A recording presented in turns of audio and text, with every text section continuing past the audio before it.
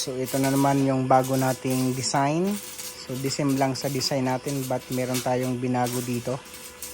Ito yung vlog natin na viral design ng parawing pin, but pinakamura na design, pinakamurang gastos. Ayan, tapos na itong ating pang-apat na parawing pin. So ayan mga ka-sounds, gumawa din tayo dito ng ating source ng water para sa mga piglets.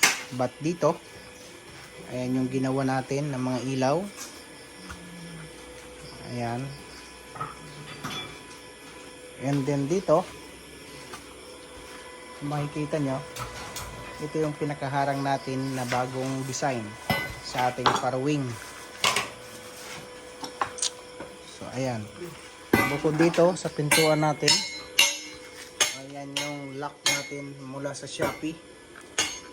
Ayan, ayan. Hindi na bubuksan, itaas lang natin to. So ito yung bagong gawa natin, pinakaharang sa inahin. So the same dito, so nilagyan natin ng lock din. Ayan, ito yung design natin mismo. Ayan.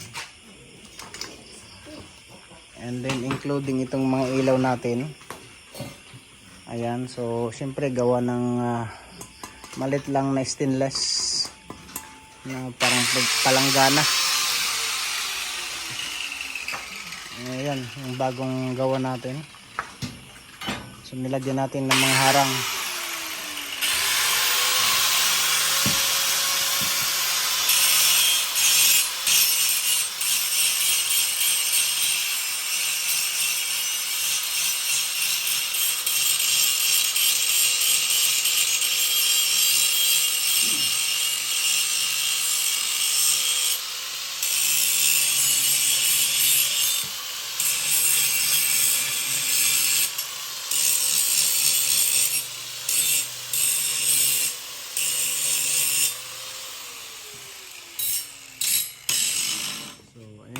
Pangalawang parawing pin.